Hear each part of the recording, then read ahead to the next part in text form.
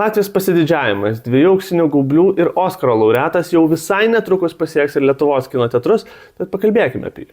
Tiesiog nuostabu buvo stebėti, ką Ginzelbalodis sugebėjo su savo nedidelė berods 20 žmonių komanda per 5 metus pasiekti.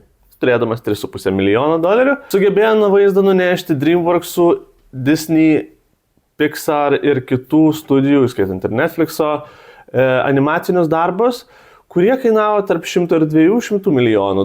Tai yra tiesiog nuostabus rezultatas. Jeigu jūs esate pratę prie standartinės Disney'os ar DreamWorks'ų animacijos, tai šis filmas bus tikrai nestandartinis, o prie animacijos reikės šiek tiek laiko priprasti, nes ji yra kiek paprastesnė ir gal kažkiek grubesnė, bet tikrai neprastesnė, dėl to, kad ji yra tiesiog kitokia. Ir nors nenueinama į detalės, bendri vaizdai, didieji platūs kadrai yra tiesiog fantastiški ir žada atimantis. Bet žiūrint filmą, gali suprasti, kodėl jis laimėjo Oskarą. Tai yra ir dėl to, kad tai yra labai stipri istorija, pasakojanti apie sunkumų įveikimą, apie draugystę, apie naujų partnerių ar netikėtų partnerių atradimą, gebėjimą perlipti per save, pasikliauti kitais, jeigu nori išlikti, žodžiu, labai daug plačių žinučių. Ir dar vienas dalykas yra, kaip pasakojama istorija. Filme nėra jokių dialogų, girdime tik tai tikrus ar maždaug tikrus gyvūnų garsus,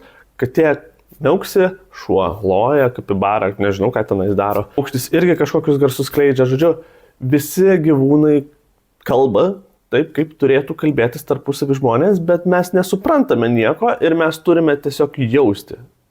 Ir mes jaučiam. Nors nė karto nieks nepasakė nei vieno žodžio filme, viskas buvo dirbama per muziką, per atmosferą, per garsus ir aišku, per gyvūnų komunikaciją jų savais garsais. Aš absoliučiai viską supratau, arba bent jau didžiąją dalį tai, kas buvo norėta pasakyti. Viskas buvo daroma per emocijas, per judesius, per bendrą visumą. Ir tai ir yra šio filmo unikalumas, nes nors ir buvo greičiausiai sutaupyta balso aktoriams, bet tai atvėrė visai kitas galimybės pertikti personažus. Ir tuo šis filmas yra ypatingas. Ir dėl to jis man taip labai patiko. Iš tikrųjų, fantastiška animacija, verta visų apdovanojimų ir labai džiugu dėl Latvių, kad jiems pasisekė ir didžiųjų apdovanojimų scenose. Na, o jums ar patiko šis filmas? Aš esu tikras, kad jau jį matėt, bet jeigu dar nematėt, labai rekomenduoju pasižiūrėti kino teatruose. Vien dėl garso, atmosferos ir gražaus vaizdo.